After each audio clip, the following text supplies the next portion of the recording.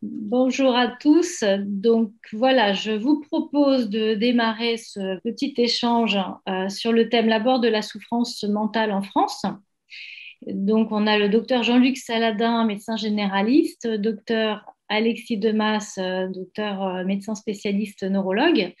Il y a Sophie Robert qui est réalisatrice et productrice. Et puis moi-même, Éléonore Tarlet, psychologue et psychothérapeute. Voilà, je te propose peut-être, Jean-Luc, de compléter la présentation si besoin et puis de commencer l'intervention.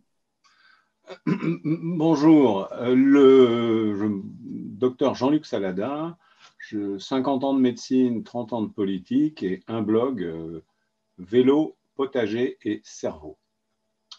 La souffrance psychique dans la pratique de médecine générale, elle est omniprésente.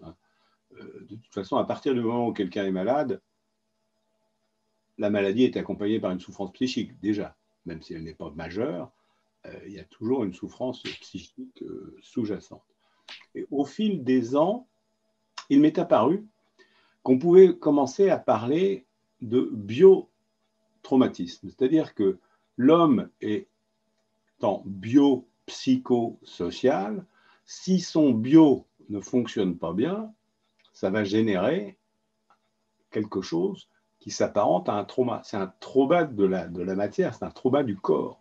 Il y a des biotraumas qui sont très sous-estimés parce que nous vivons sous le régime d'un dualisme effréné qui voudrait que le corps et l'esprit soient séparés. Or, les neurosciences, et c'est là où l'intervention d'Alexis demain sera intéressante, les neurosciences nous ramènent au réel, nous remettent les pieds sur terre.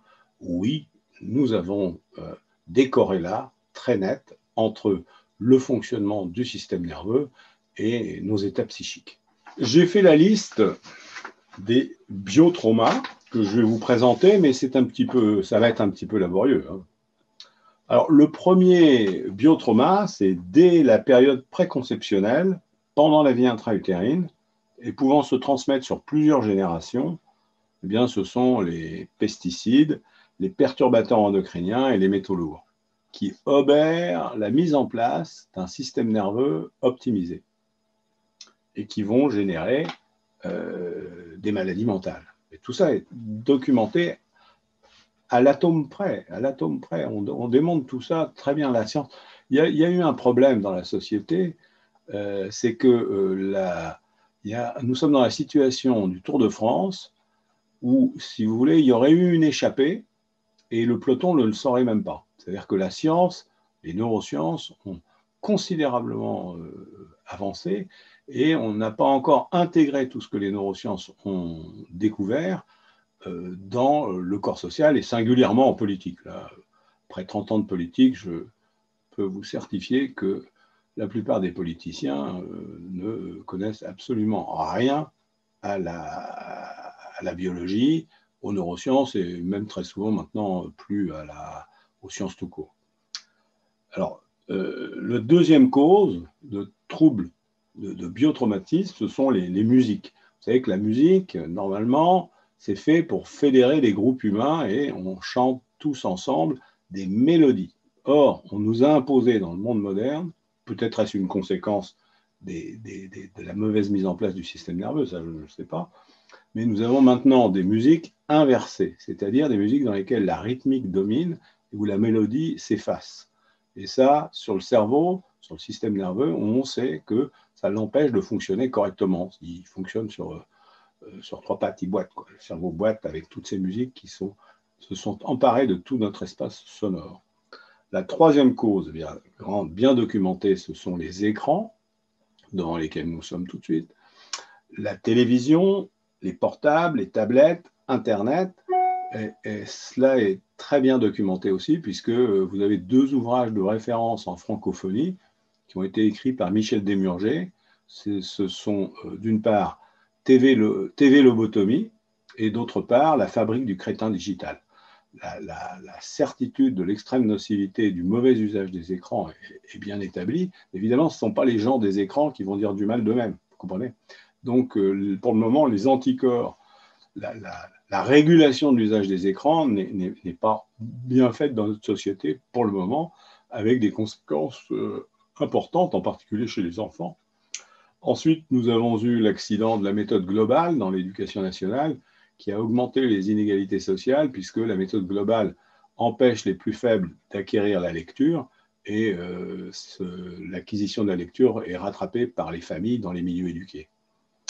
Ensuite, nous avons la pornographie qui s'est répandue massivement avec ces fameux écrans. Et la pornographie est un destructeur de la relation homme-femme, a des effets psychotraumatisants, mais tout ça est très bien documenté, hein, scientifiquement, on sait très bien de quoi il retourne. Solzhenitsyn disait on asservit plus sûrement un peuple avec de la pornographie qu'avec des miradors. Mais c'est scientifiquement maintenant démonté. Après, accident de civilisation, nous avons la sédentarité, c'est-à-dire que actuellement, les contemporains bougent moins d'1 heure par jour, et en moyenne. Ça veut dire qu'il y en a qui ne bougent plus du tout, quoi. Et la sédentarité, le fait de ne plus bouger son corps, c'est la première cause de maladie et de mauvais fonctionnement du cerveau. Le corps et le cerveau dialoguent en permanence par l'intermédiaire de tout un réseau de nerfs qui nourrissent, en somme, les afférences sensorielles nourrissent le cerveau, et ça est aussi très bien documenté.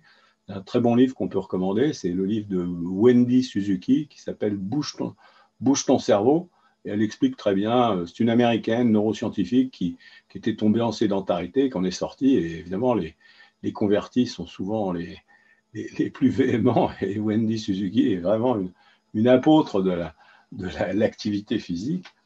Après, on a eu conséquence de tout ça, quand vous n'avez pas suffisamment de satisfaction dans la vie que vous menez, vous allez chercher de la satisfaction dans des paradis artificiels. Et alors là, c'est le drame de la France, l'alcool. Et puis, dans la jeunesse, maintenant, on a alcool, cannabis, le tabac aussi, bien sûr, alcool, cannabis. Puis maintenant, apparemment, se répand dans le pays, chez les humains. On avait l'héroïne, elle est toujours là, mais maintenant, c'est la cocaïne. Alors là on a vraiment une destruction du cerveau et du bon fonctionnement du cerveau, et on obère même les enfants à venir, puisque les gens qui se droguent vont avoir dans leur descendance, vont laisser des marques épigénétiques dans la descendance, ils auront des enfants qui risquent d'être très appétents pour toutes ces substances. Nous avons ensuite, 8e cause, la baisse du temps de sommeil. On a mangé pratiquement un cycle de sommeil. Or, le dernier cycle de sommeil naturel, c'est celui qui réorganise le plus tout ce que l'on a appris, tout ce que l'on a fait dans la journée précédente.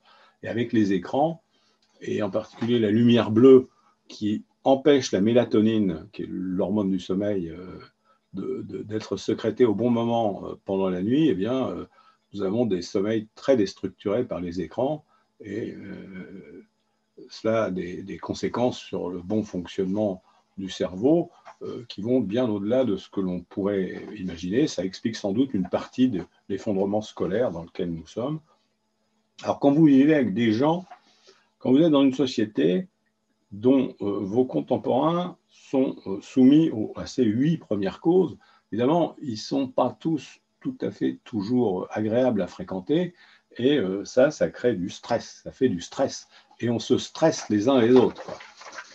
Alors après, ça c'est la 9e cause. La 10e, évidemment, c'est le non-repérage précoce, parce que même dans une société idéale, la nature ferait quand même des gens qui auraient besoin de prise en charge, et on sait bien que plus on les prend en charge tôt, mieux c'est. Donc le non-repérage précoce des troubles est aussi un problème.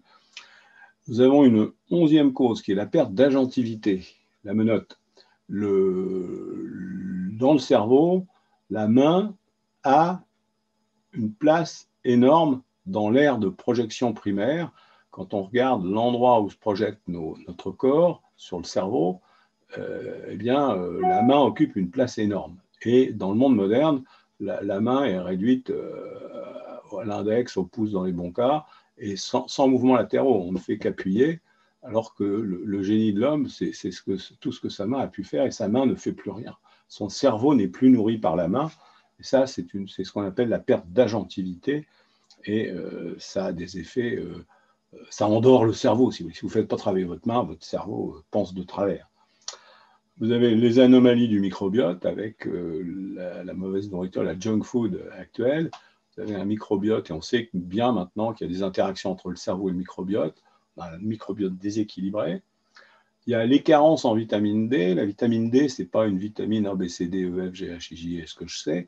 C'est la vitamine D, c'est une neurohormone qui est le lien qui nous unit au monde inanimé. Nous n'avons pas, là je demande à mon confrère si je me trompe, mais apparemment, la seule interaction avec le monde inanimé que nous avons, nous, les vivants, c'est, enfin les vivants, les animaux, hein, je ne parle pas des plantes, c'est la vitamine D, parce que les photons du soleil ont la propriété d'ouvrir le cycle B du cholécalciférol, qui est le précurseur de la vitamine D. C'est-à-dire que le cholécalciférol reste tel qu'il est, et il ne fait pas grand-chose, je crois, dans le corps, mais lorsqu'il rencontre un photon sous la peau, eh bien, ça ouvre son cycle, son cycle B, et ça produit le précurseur de la vitamine D. Et la vitamine D est une molécule qui agit sur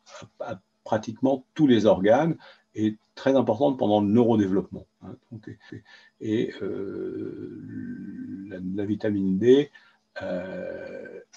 nous en manquons tous pour la bonne raison que de octobre à avril, il ne tombe pas, d'octobre à mars, pardon, il ne tombe pas assez d'ultraviolet B sur le sol pour produire de la vitamine D. Dans le spectre du soleil, il n'y a qu'une toute petite bande qui est celle des ultraviolets B. Le spectre de l'ultraviolet B est compris entre 310 et 280 nanomètres. C'est une toute petite bande, c'est assez fascinant à étudier. Hein. Les ultraviolets B n'arrivent pas au sol du fait de l'inclinaison du soleil. Et donc, nous sommes obligatoirement carencés en vitamine D pendant toute la période hivernale, 6 mois par an. Et il conviendrait de lutter contre ça. Alors, nos anciens, dans nos pays normands, dans le nord de la France, avaient l'habitude de manger beaucoup de poissons gras qu'ils conservaient, et ça a dû contribuer, et puis la tradition de l'huile de foie de morue, hein, ça a contribué certainement à limiter les carences. Ils avaient bien observé ça empiriquement, sans études en double insu contre placebo. Hein, les anciens n'étaient pas si crétins.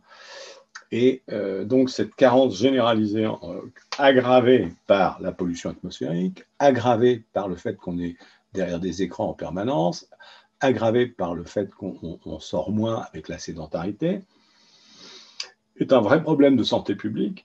Ensuite, nous avons les carences en oméga 3, c'est bien documenté aussi. Les mutilations sexuelles, alors là, on a évidemment l'excision et la circoncision qui font des psychotraumas et qui font des psychotraumas au moment de l'acte et qui vont gêner la vie sexuelle ultérieurement.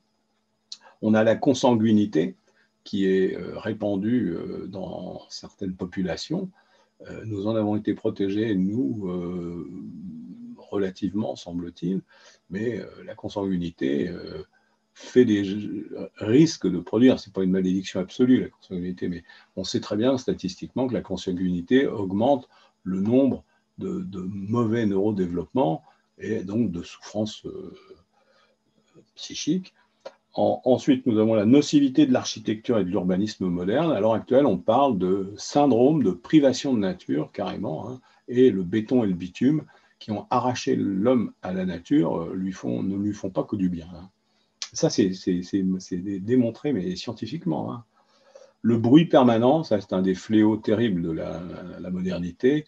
On pense que le bruit permanent dans lequel nous vivons, pour la plupart, ou auquel nous sommes soumis de façon régulière, est aussi nocif que la pollution atmosphérique, peut-être même plus. Et ça, on a du mal à s'en rendre compte. Là, avec le coronavirus, avec les confinements stricts, on s'est aperçu on a réalisé le bruit dans lequel on vivait en permanence. C'était comme une libération. Les oiseaux étaient contents, ils se sont remis à chanter, et nous, on les a réentendus. Ensuite, avec la pollution atmosphérique, eh bien, on a des atteintes des muqueuses des voies aériennes supérieures du nez, et ça fait que les gens respirent mal, ont des respirations buccales et une mauvaise ventilation, ce qui aussi a des effets nocifs sur le bon fonctionnement du système nerveux. 20e cause, les boissons sucrées. Vous savez qu'on mange beaucoup trop de sucre dans nos sociétés, on en met partout, à notre insu même, et le sucre a un effet excitateur sur le cerveau et est addictif d'abord, ce qui fait que les gens en recherchent, et puis ça va avoir chez les enfants, ça, on a bien montré que ça avait un effet, ça énerve. Et puis, écoutez, la pollution atmosphérique, évidemment, on en a un peu parlé, mais c'est un sujet en soi. Et il est bien montré maintenant que la pollution atmosphérique a des effets directs sur le cerveau et indirects pendant le neurodéveloppement. À l'heure actuelle, on a bien montré aux États-Unis que le risque d'autisme est inversement proportionnel à la distance dont une femme enceinte se trouve par rapport à une route à grande circulation. Nous avons la disparition des tiers-lieux éducatifs qui apprenaient la relation à l'autre. C'était les parents agriculteurs, commerçants ou artisans, qui étaient des écoles en soi. Le scoutisme, les colonies, les patronages, les clubs d'hiver, les réunions de grandes familles, tout ça est en train d'imploser. Et puis, ultime cause, mais beaucoup plus difficile à exposer, l'absence, puisque l'homme est biopsychosocial, alors biopsycho ça va, mais social, c'est les croyances partagées, c'est les mythes structurants qui permettent de faire société. Et là, je vous renvoie à René Girard et à sa théorie, parce qu'en fait, nous, on a des déterminants internes qui sont, les 5 renforçateurs primaires sont la nourriture, le sexe, le pouvoir, la curiosité et la paresse. Voilà, quand les chasseurs-cueilleurs, il faut manger, il faut se reproduire vite, il faut qu'il y en ait un qui prenne la tête du groupe, parce que sinon c'est l'anomie, c'est le désordre. Et puis, une fois que le chef est chef, qu'il a les femelles et à manger, il faut qu'il observe, c'est pas tout d'être chef, il faut assurer ses responsabilités, et il faut être curieux, il faut guetter les dangers, les ennemis qui peuvent arriver, les animaux sauvages, les risques naturels. Donc il y a la curiosité nécessaire du chef de groupe chez les chasseurs-cueilleurs s'est transformée en université aujourd'hui. Et une fois que vous êtes en sécurité, que vous avez tous vos renforçateurs, les 4 renforçateurs primaires qui ont été satisfaits, ce qu'il faut faire surtout, c'est ne rien faire. Il faut être paresseux parce qu'il n'y a pas de réfrigérateur, il ne faut pas se dépenser inutilement. Donc il y a une prime à celui qui ne se dépense pas pour rien. Et ça, tout ça, c'est bien expliqué dans le livre de Sébastien Boller, Le bug humain, ou comment notre cerveau nous amène à détruire la planète et comment l'en empêcher. Et après les renforçateurs primaires, on a les systèmes d'imitation.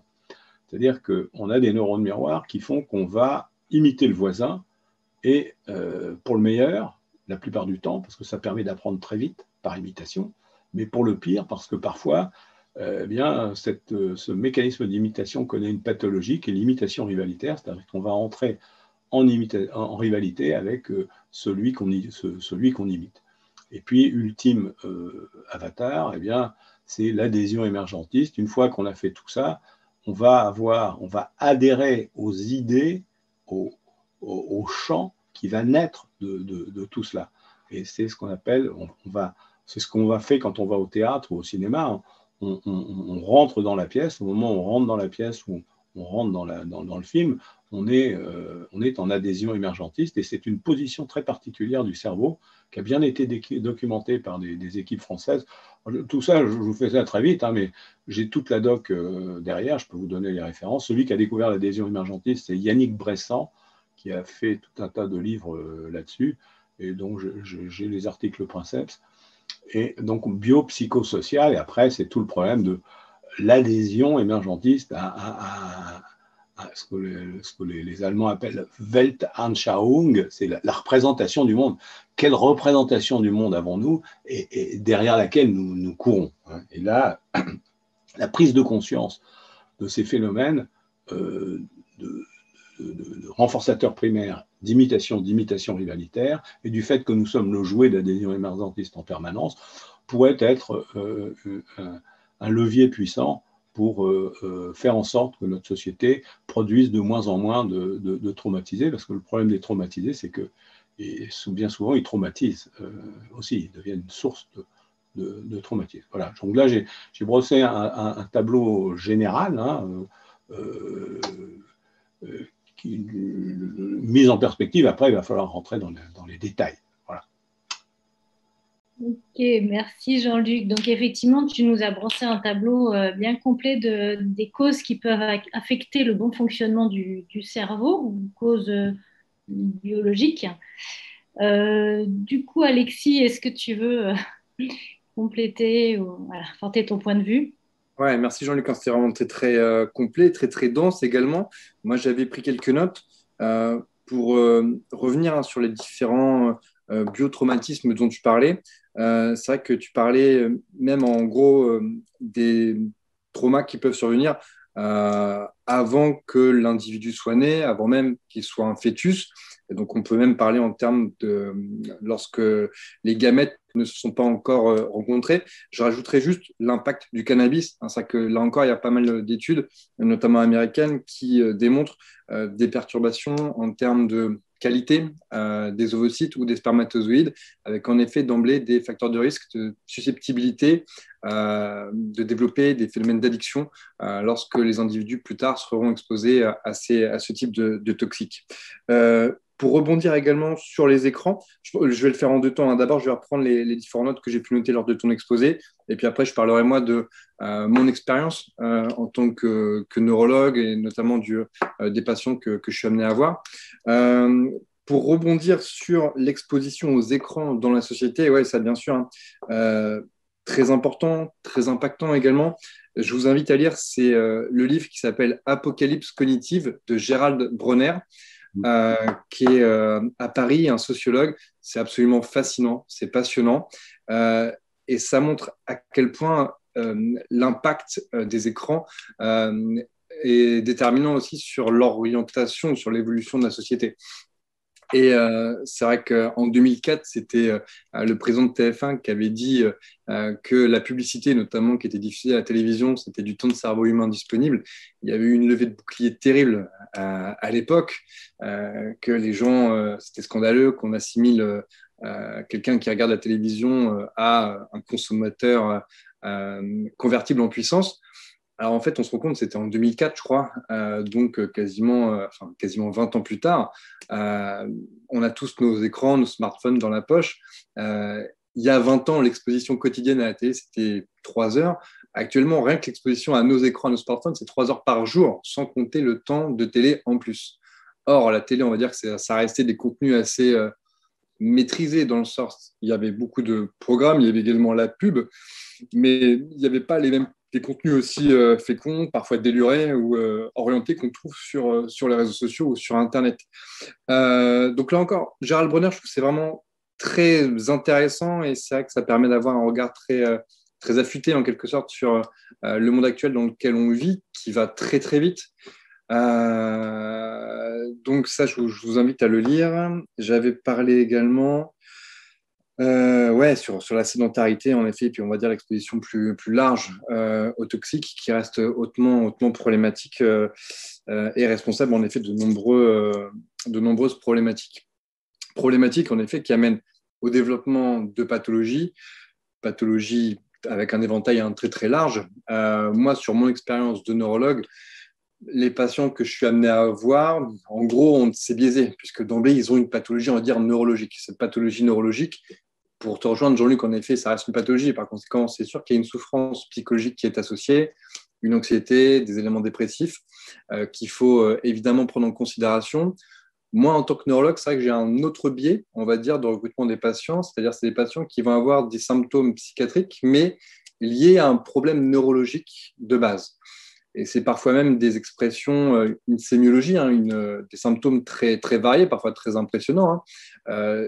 J'avais eu une patiente, par exemple, c'était des hallucinations qu'elle avait eues, des hallucinations auditives et visuelles.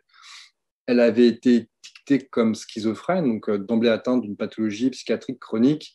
Elle avait reçu des traitements psychotropes lourds, et puis même en termes de symboles, la pathologie psychiatrique reste quand même très ancrée à a une image quand même assez sombre. Et en fait, cette patiente, avec les examens complémentaires qu'on avait pu réaliser, elle avait une sclérose en plaques. C'est-à-dire qu'elle avait des lésions au niveau du cerveau, dans certaines zones du cerveau, qui produisaient ces phénomènes hallucinatoires. Un traitement a été mis en place contre sa sclérose en plaques, ce qui a permis d'une part d'amender, de supprimer les hallucinations et d'autre part d'arrêter également les psychotropes qu'elle avait.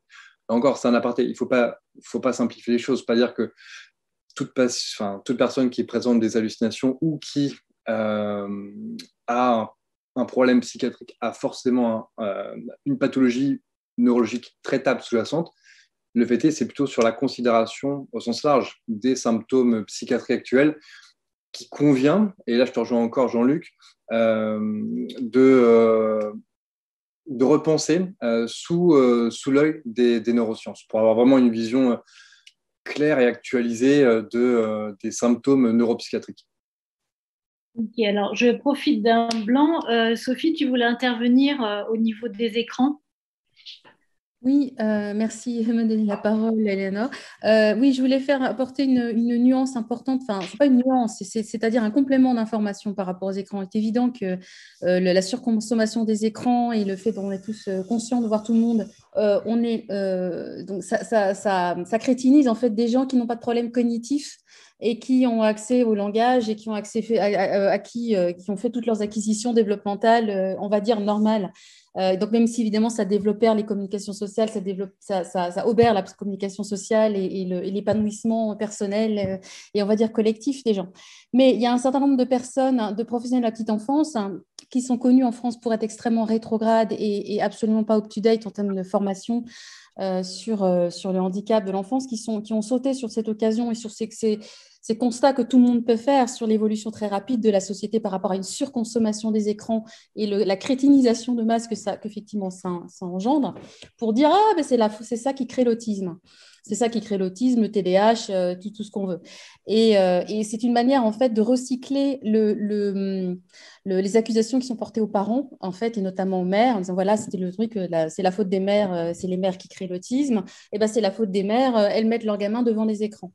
Et avec des affirmations. Et il y a une personne qui d'ailleurs faisait beaucoup de webinaires et de formations web, je trouve ça très très drôle, mais qui a fait vraiment le tour de la France pour dire, c'est une manière de recycler en fait les vieilles lunes, c'est la faute des mères qui créent l'autisme, et bien c'est la faute des mères qui mettent les enfants devant les écrans. Donc il faut faire très attention à ce qu'on dit, parce que ces personnes-là n'ont pas hésité à dire c'est le fait d'avoir une exposition précoce aux écrans qui rend les enfants autistes et qui vont engendrer des troubles cognitifs X et Y extrêmement précis. Donc ça, c'est très grave, c'est un pur mensonge. C'est une manière de continuer à recycler l'absence de formation des professionnels. Et c'est aussi, il ne faut quand même pas oublier que les écrans peuvent être un formidable outil pédagogique. Bien sûr, on peut l'utiliser. Les écrans, c'est un outil. On peut l'utiliser très mal et à mauvais escient et beaucoup trop, etc. Et on est bien d'accord. Mais ça peut être aussi un formidable outil pédagogique pour notamment des enfants autistes sévères qui ne s'intéressent pas à grand-chose. Et quand ils arrivent à s'intéresser aux écrans, ça peut être un outil d'ouverture au monde, en fait. Donc, je voulais apporter cette nuance parce qu'il faut faire très attention à la manière dont ça peut être interprété. Et il y a des gens qui se sont servis de ce qu'on prêtait en fait comme influence néfaste des écrans sur le développement cognitif des tout-petits pour séparer les parents des enfants, pour traîner des parents en justice. Enfin voilà, ça va très très loin, quoi. Donc, je vais apporter cette nuance. Et par rapport à cet inventaire à la Prévert de la souffrance, je voulais ajouter les violences sexuelles. Je pense que, bon, Léonore, tu pourras en parler, parce que c'est toi la professionnelle, mais il y a quand même les choses qui commencent à émerger, mais il y a l'impact énorme des violences sexuelles, des violences intrafamiliales, extrafamiliales, qui sont traînées aussi depuis plusieurs générations. Et également, j'ajouterais la problématique des personnes qui sont sous influence, les mécanismes d'influence et de manipulation qui se retrouvent au sein du couple, qui se retrouvent dans les familles, qui se retrouvent dans l'ambiance de travail. Il y a des tas de gens qui souffrent d'être sous influence toxique, en fait. C'était juste pour compléter l'inventaire. Je ferme la parenthèse. Ok, merci Sophie. Alors c'est vrai que d'ailleurs, Desmurger, dans son livre qui s'appelle TV Lobotomie, il fait une méta-analyse, mais des études qui ont été faites sur la télé et non pas sur tous les écrans. Il a bien dit que ce n'était pas comparable, puisqu'on est beaucoup plus proactif devant un ordinateur, devant Internet, que devant une télé où on est plus passif. Et effectivement, tu as raison, tout ce qu'on dit ici n'a pas parole d'évangile, hein, ce sont des réflexions entre nous et attention aussi aux raccourcis. Je pense qu'on essaye de mettre les nuances suffisantes et on n'est pas en train d'édicter de grandes vérités, stimulus-réponse, voilà, pour préciser. Du coup, Alexis, je te redonne la parole. Ouais, pour rebondir sur les écrans, c'est vrai que les écrans, ça dépend en fait à quel âge de sa vie l'individu il est exposé. Je m'explique. À mon sens, pour les réseaux sociaux, c'est avant tout un individu qui va être mature intellectuellement. Mature intellectuellement, je pense aux grands adolescents, par exemple. Et c'est uniquement le fait que ce qu'il va voir peut être orienté. Et là encore, il y a les influenceurs restent quand même des individus, des entités numériques assez étonnantes. C'est quand même des gens qui sont payés pour placer des produits. Et à mon sens, il y a assez peu de critiques de ces aspects-là. L'autre chose, en effet, l'exposition aux écrans des enfants, il y a avant tout quand même des parents derrière. C'est-à-dire que les parents, enfin, si certains parents pensent que malheureusement un enfant a pu développer une pathologie du spectre autistique parce qu'il était devant l'écran, il y a quand même la responsabilité de ce parent de dire non. C'est avant tout important de veiller à ce qu'il ne soit pas exposé trop tôt aux écrans parce que ça, on sait en effet qu'il y aura des perturbations dans les processus d'apprentissage. Je fermerai cette parenthèse sur l'autisme. C'est vrai que l'autisme, on a l'impression que c'est une sorte d'énorme tiroir où il y a énormément de choses qui sont mises dedans.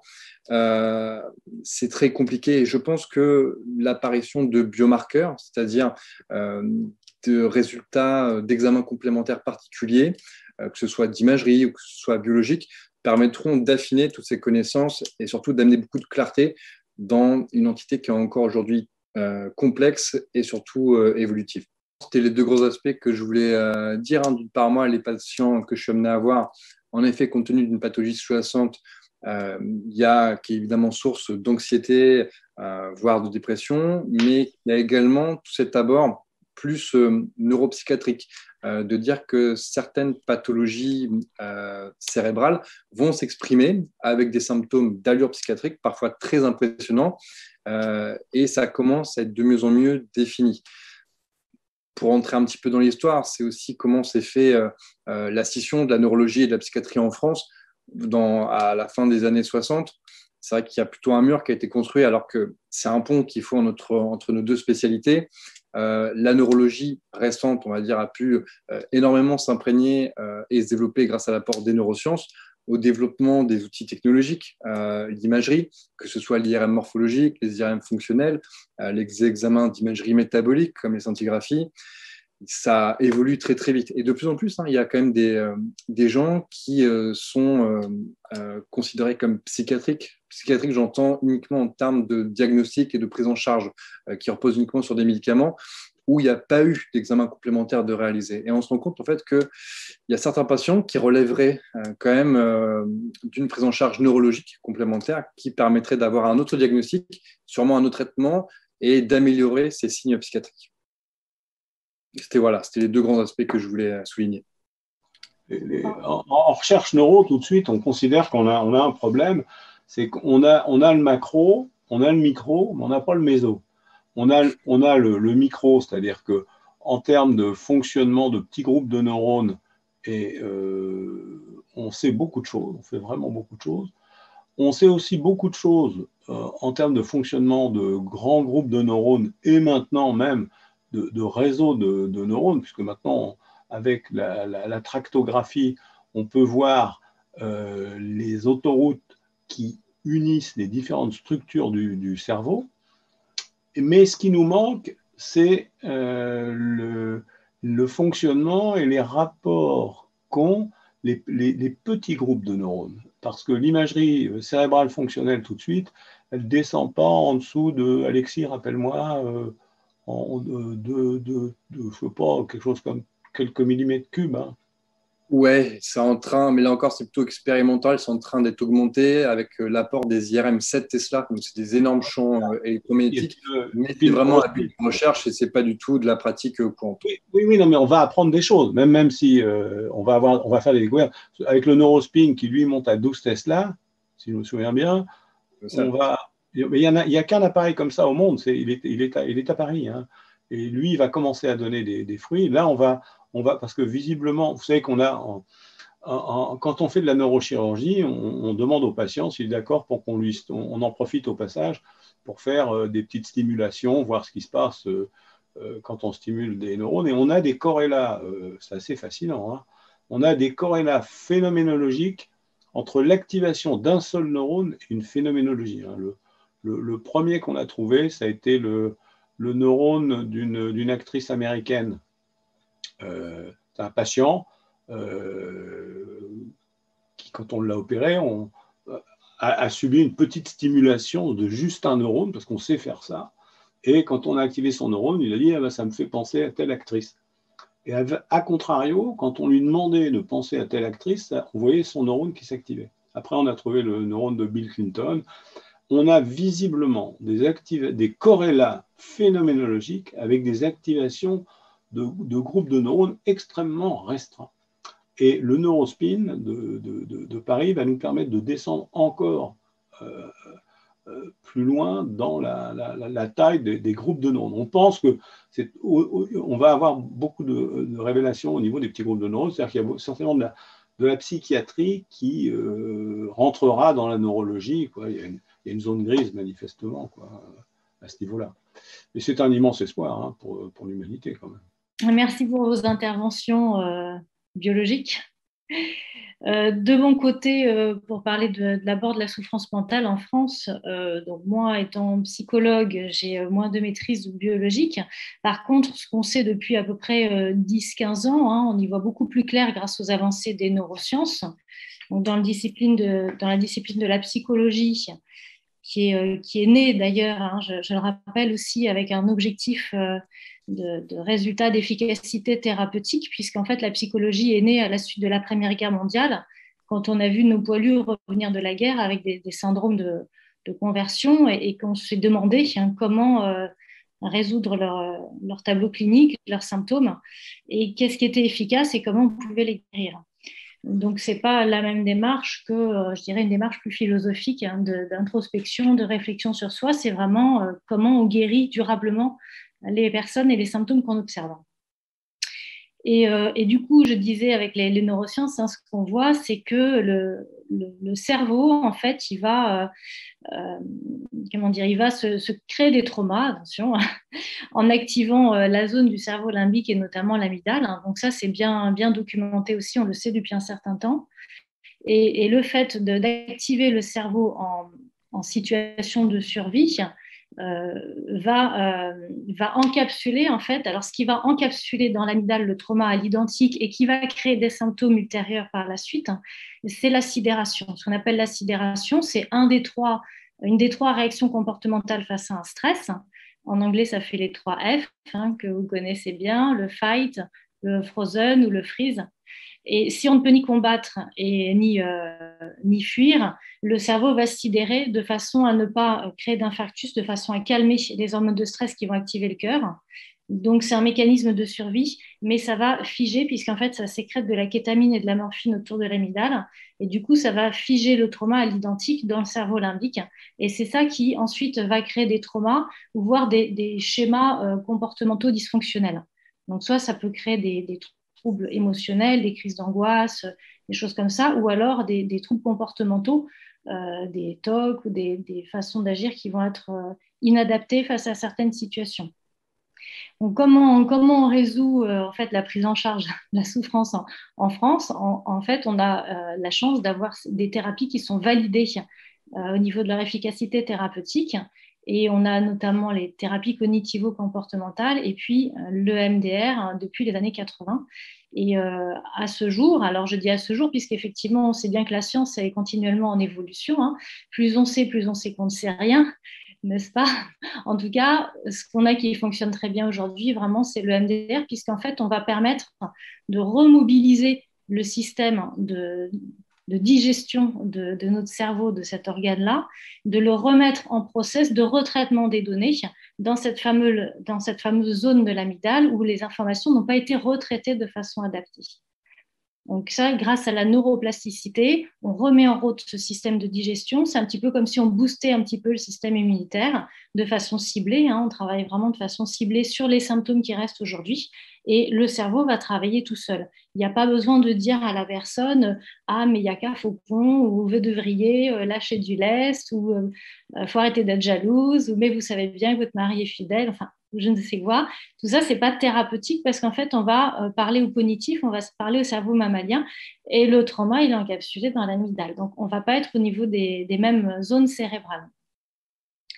Alors ensuite, je voulais aussi faire le lien par rapport à ce que tu as dit, Alexis, aussi. Donc évidemment, en psychologie ou en neurologie, de l'œuf ou de la poule, qui a commencé le premier? Est-ce que c'est parce que j'ai un problème neuronal? Est-ce que j'ai un problème de connexion, par exemple, ou de chimie dans mon cerveau qui fait que je développe ces symptômes-là? Ou est-ce que finalement, mon cerveau a ce problème de chimie parce que j'ai eu tels événements dans ma vie qui m'ont créé des souffrances et qui ont eu un impact sur mon organe? Donc ça, c'est vrai que je pense que tout est lié, tout est en interconnexion. Le principal, c'est d'avoir une efficacité thérapeutique pour le patient. Et je voulais faire le lien avec les psychoses. Alors, on a Andrew Moskowitz qui a pas mal fait des recherches là-dessus, la relation entre dissociation et psychose. Alors, ce qu'on voit là dans les congrès, dans les recherches récemment, c'est que ce qu'on appelait psychose, qui était classifié dans quelque chose de pathologique et d'anormal, finalement, c'est pathognomonique, c'est-à-dire que ces hallucinations auditives, sensorielles sont du matériel traumatique, mais qui a été encapsulé dans de l'amnésie traumatique. Donc, le patient n'est pas au courant qu'il y a eu forcément ces événements-là. Par contre, le corps, les symptômes au niveau du corps ou certaines voix vont se réactiver. Et c'est très perturbant pour le patient puisqu'il va s'imaginer qu'il est fou. Il va avoir des sensations curieuses dans le corps ou alors il va entendre des voix, par exemple petite salope ou des choses comme ça, et il va dire mais qu'est-ce que ça fait là? J'entends des voix, je ne suis pas normal. Et en fait, ce qu'on voit, c'est que finalement, ces symptômes sont toujours logiques et adaptés par rapport à des choses que le patient a vécues et parfois très précocement. Alors, s'il les a vécues avant 2 ans et demi, 3 ans, période à laquelle l'hippocampe est finalisé, il y a de fortes chances que ce soit encapsulé dans l'amnésie traumatique, mais ça ne veut pas dire qu'on ne peut pas le réparer. Tout est réparable, y compris en phase fétale, puisqu'on en a parlé tout à l'heure, y compris en épigénétique, c'est-à-dire si on a des traumas transgénérationnels et que notre épigénétique a été marquée, ce sont aussi des choses qui peuvent se réparer. Donc ça, c'est vraiment une bonne nouvelle, que tout soit en lien. Voilà, ce qu'on appelait les secrets de famille avant, on sait maintenant que ce sont des marqueurs épigénétiques du trauma transgénérationnel. Voilà. Est-ce qu'il y en a qui veulent intervenir? Je voudrais rajouter que le film Mon oncle d'Amérique, réalisé en 1979, est un des premiers, sinon le premier film de vulgarisation des neurosciences en direction du grand public. Ce film a été réalisé par Alain Resnais, avec comme inspirateur Henri Laborit. Henri Laborit, c'est le père des 3 F. C'est lui qui a découvert et fait connaître les 3 positions de fuite, de combat ou d'inhibition. Il a découvert accessoirement les neuroleptiques qui ont beaucoup changé le cours des choses en psychiatrie, puisqu'on oublie qu'avant les neuroleptiques, on avait des asiles entiers remplis de gens avec des grandes souffrances, en anesthésie et en éthologie, bien plus que ceux qui occupaient le devant de la scène sur ces sujets à cette époque comme maintenant. Suivez mon regard. À la fin du film, voici ce que dit Henri Laborit.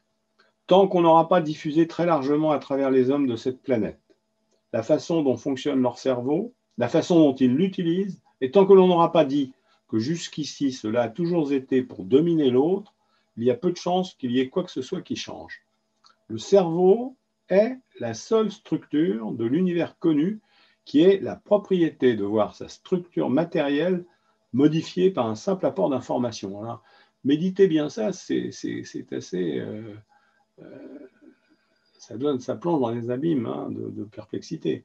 C'est ce qui autorise tous les espoirs pour réussir à vaincre les défis que l'humanité affronte au XXIe siècle, et en particulier celui de l'obscurantisme dont les masques, bien souvent, prennent les apparences les plus séduisantes. Il faut passer par l'évaluation. Là, la séance qu'on fait ce soir, pas ce soir, on n'est pas encore ce soir, ce que nous nous disons tout de suite modifie notre cerveau. Et le sanctuaire du cerveau, ce sont quoi? Eh bien, ce sont les aires préfrontales. Les aires préfrontales doivent être protégées jusqu'à 30 ans. Le cerveau mûrit jusqu'à 25, ça c'est très établi, mais en fait, il semble bien qu'il mûrisse même jusqu'à 30 ans. Et si un pépin, si un accident, un trauma ou l'arrivée d'une substance toxique se produit avant les 25-30 ans, eh bien, ça va bloquer le développement. Ça va bloquer des flux. Donc, il faudrait fonder une éthique sur la sacralisation des aires préfrontales, qui sont la structure la plus mystérieuse du cerveau, puisque c'est elle qui permet l'abstraction. L'abstraction, c'est quand même quelque chose d'étonnant, la généralisation, l'idée générale. C'est ce qui permet l'altérité, c'est-à-dire de percevoir l'autre comme un autre moi-même, mais différent de moi. C'est ce qui permet la projection dans le futur. C'est ce qui permet, et ça, c'est les aires très spéciales que nous avons dans le cerveau, nous, qui sont la zone frontopolaire. C'est celle qui se trouve juste à l'avant des aires préfrontales, ici. Et cette zone, elle a une propriété, c'est qu'elle permet d'emboîter des sous-programmes à l'intérieur de grands programmes. C'est-à-dire que vous pouvez, nous les humains, on peut élaborer des stratégies très compliquées d'action.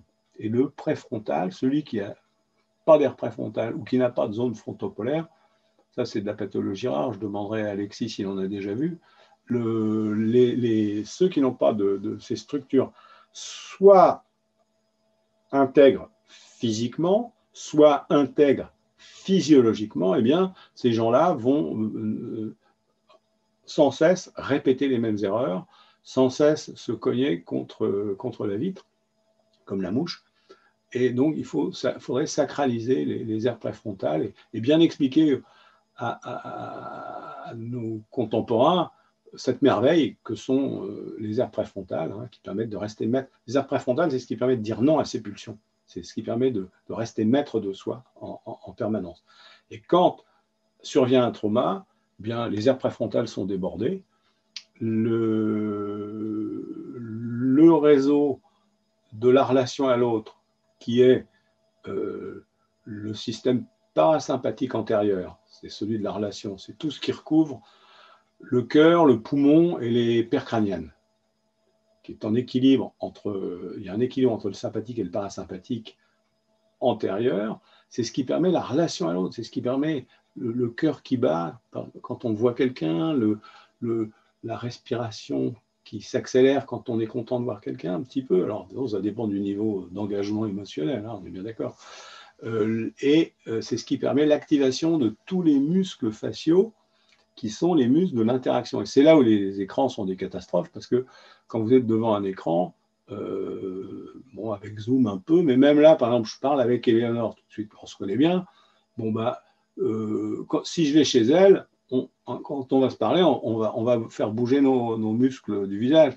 Là, si je parle à la caméra, je vois bien Eleonore, mais je ne la regarde pas dans les yeux en échangeant des mimiques. Vous voyez, c'est là où les écrans, on a vraiment besoin. Nous, l'interaction interhumaine, c'est un engrais du système nerveux. Ça, maintenant, c'est bien documenté. Nous, on est des animaux sociaux, ça, il n'y a pas tortillé. Et les modes de vie modernes apprennent petit à petit. Moi, j'ai été très frappé dans mon cabinet de voir des jeunes arriver. Quand on va les chercher dans la salle d'attente, ils ont un visage, ils ont ce qu'on appelle un still face, c'est-à-dire un visage impassible. Il n'y a plus rien qui bouge. Parce qu'ils sont tout le temps. Le système, je fais l'hypothèse que le système nerveux de la relation interpersonnelle est tellement peu utilisé qu'il est endormi, quoi. Il est endormi. On a énormément de still face. Regardez bien autour de vous quand vous circulez, et les gens n'interagissent plus avec le visage, très souvent. Évidemment, quand le système il est toujours là, quand on reste longtemps en présence, il finit par se réactiver, mais il est très endormi très souvent. Voilà. Je voulais aussi un petit peu parler parce que le thème c'était l'abord de la souffrance mentale en France. et inciter aussi les personnes à être un petit peu plus proactives parce que ne serait-ce que le terme de patient, on l'appelle patient, on lui demande d'être passif, enfin, alors qu'en fait en psychologie, comme tu disais Jean-Luc, c'est vraiment très important de devenir proactif et de pratiquer des choses pour muscler entre guillemets son cerveau et pour l'entretenir. Donc attention à l'illusion du tout chimique, justement, où on pense que c'est juste un petit dérèglement hormonal dans mon cerveau et si je prends telle chimie, tout ira mieux, ou je vais résoudre ma dépression. S'il y a une dépression, c'est un symptôme, c'est-à-dire qu'est-ce qu'il y a eu au démarrage qui a généré cette dépression. La dépression, on sait avec les études de psychologie, Seligman nous a démontré que c'était de l'impuissance apprise. Et ça veut dire qu'à un moment donné dans sa vie, on a appris qu'on était impuissant. Et ce schéma, ce logiciel s'est installé dans ma tête et à un moment donné, avec peut-être une énième goutte d'eau, va s'effondrer et va créer un effondrement psychique qu'on appelle la dépression. Donc, ce n'est pas juste une question chimique, c'est aussi une question de cet apprentissage, mauvais apprentissage, qu'il va falloir que je détricote et que je permette à mon cerveau de retraiter tout ça et que je fasse des nouveaux apprentissages comme quoi aujourd'hui, je suis beaucoup plus libre que je ne pensais ou plus libre que quand j'étais enfant. Et aujourd'hui, finalement, j'ai beaucoup plus de libre arbitre et de choix. J'ai le choix de ne pas subir, ce qui n'était pas forcément le cas lorsque j'étais enfant et que j'étais dans une situation contrainte. Donc, je voulais dire déjà cette attention de l'illusion de tout l'un ou tout l'autre ou de l'illusion du tout intellectuel. Tout est psy. Si je somatise, c'est parce que c'est psy. Si j'arrive pas à avoir un enfant, si j'arrive pas à tomber enceinte, c'est parce que je suis stressée, c'est psy. Tout ça, ça culpabilise énormément les gens, puisque parfois, je dirais même la plupart du temps, les gens ont bien compris ce qu'ils avaient comme problème. Parfois, les gens viennent en me disant, mais de toute façon, je viens vous voir, mais je vois pas ce que vous allez pouvoir faire pour moi, parce que j'ai tout compris. Voilà, j'ai bien compris mon problème. Donc, heureusement, la plupart des gens ont bien compris, mais ce n'est pas comprendre qui est thérapeutique. Et là encore, moi, je dis la grande supercherie de ce qu'on nous a fait croire en 1900, c'est une fois que vous aurez compris, ce sera l'insight, révélation soudaine, et tout votre matériel psychique va se réorganiser et vous n'aurez plus de souffrance. Donc ça, c'est vraiment une illusion.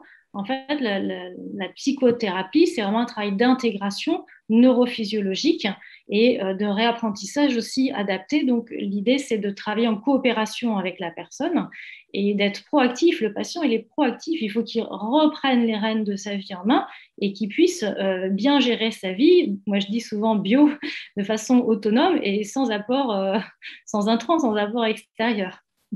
La dépression, ça ressemble beaucoup à un symptôme préfrontal. Hein.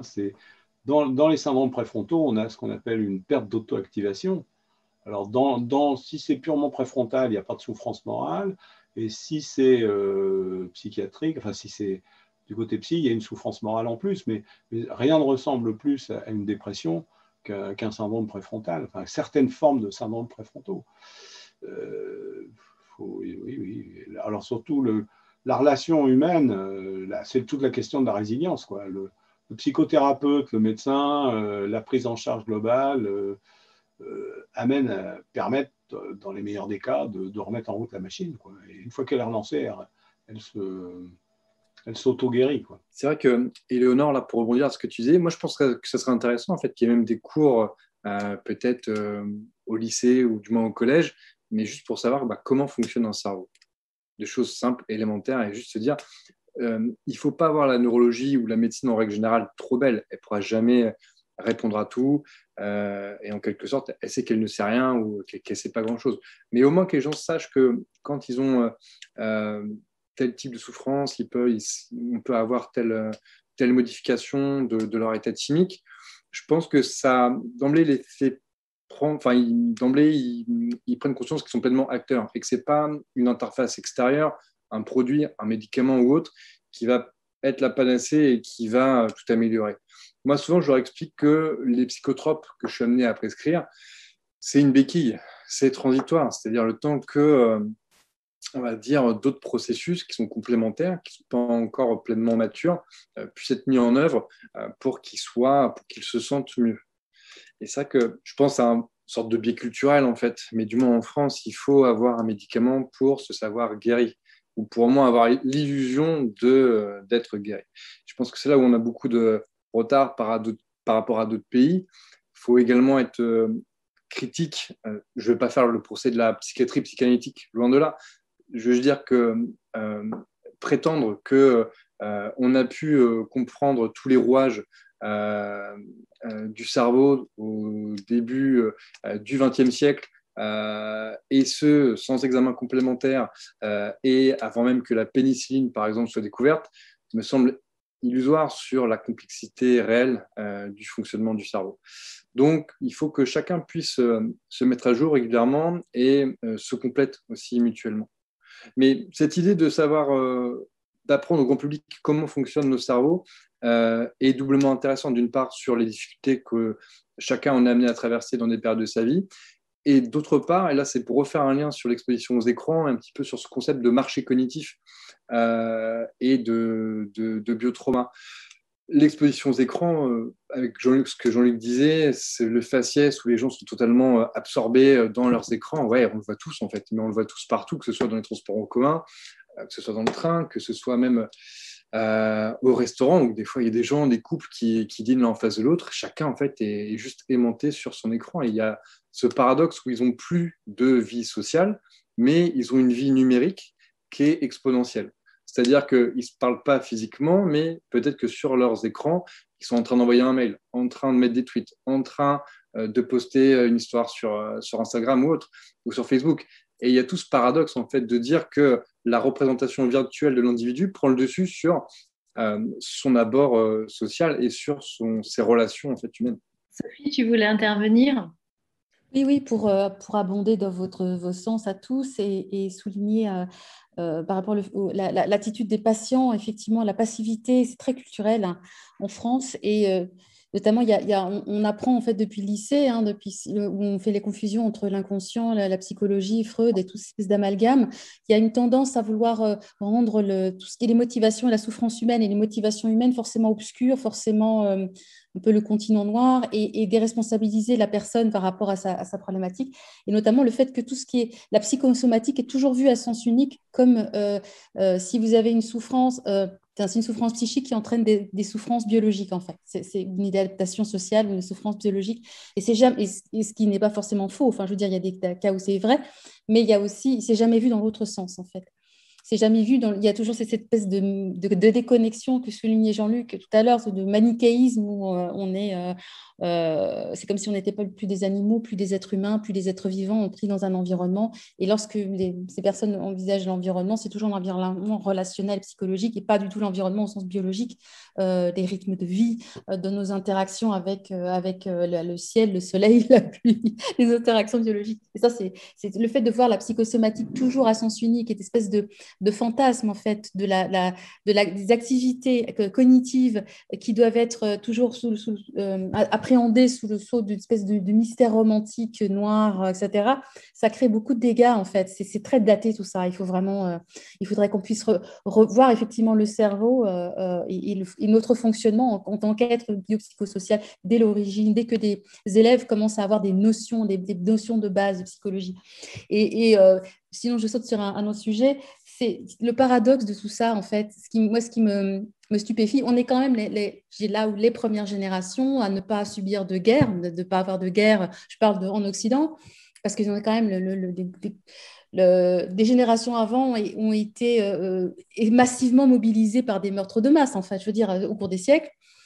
Et le paradoxe, c'est qu'on a technologiquement des possibilités infinies, ou en tout cas démultipliées par rapport à tout un tas de potentiels de la pensée et de la technologie. Et en fait, j'ai l'impression, mais c'est peut-être que les personnes en fait vont appréhender ça avec un maximum de rigidité et qu'une des problématiques des souffrances psychiques des gens, c'est aussi de pouvoir casser cette rigidité, d'avoir comme si les gens s'enfermaient en fait dans des process mentaux extrêmement étroits, extrêmement rigides, alors qu'on est dans une génération où on a la possibilité d'avoir une ouverture quasi infinie sur le plan des process mentaux. Je trouve ça fascinant, ce paradoxe en fait permanent. Bien vu, Sophie. C'est intéressant aussi que tu soulignes le manichéisme. Alors moi, j'attire l'attention sur les gens qui nous écouteront, que vraiment, c'est pas du noir ou blanc, tout est en lien, tout est en interconnexion. Hein. De toute façon, aujourd'hui, la façon de percevoir le cerveau, c'est connexionniste. C'est plus localisé avec, par exemple, la zone de Broca qui est là, etc. Tout est en interconnexion et les choses peuvent se recabler. Donc voilà, à cette image, nous, ce qu'on dit, c'est pas du noir ou blanc, c'est pas quelque chose de définitif, c'est le process, on est continuellement en évolution, on est plus en réflexion qu'autre chose aujourd'hui. Mais nous, je pense que tout cela, on a à cœur le patient, en tout cas les personnes qui viennent nous consulter, d'essayer de faire au mieux pour eux, pour qu'ils puissent trouver une solution durable à leurs problèmes et puis qu'ils puissent devenir proactifs, acteurs de leur vie.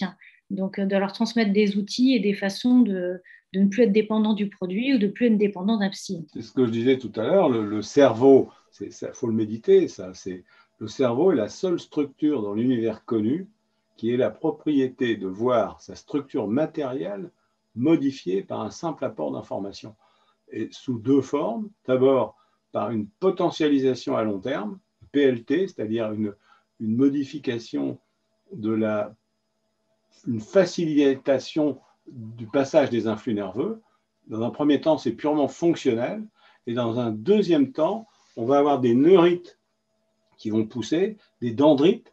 On va avoir une fixation, alors là, non pas simplement fonctionnelle, ce qui est déjà anatomique, ce qui est déjà dans la matière, on va avoir une fixation dans la morphologie. C'est-à-dire qu'on va avoir des liens, des petits pieds qui vont pousser entre neurones et qui vont être... Alors là, ça va être, en termes d'addiction, le jour où les petits pieds ont poussé, qu'il y a des accrochages entre neurones qui se sont faits, là, pour les décrocher, c'est beaucoup plus difficile. Et quand on aura compris tous les pièges dans lesquels il ne faut pas tomber pour avoir un cerveau qui fonctionne, des aires préfrontales intègres, je pense que si on expliquait bien ça, bien expliqué, avec, par exemple, une bonne cinéaste, si vous en connaissez une, prévenez-moi, hein, on aurait un levier d'amélioration sociétale considérable, considérable.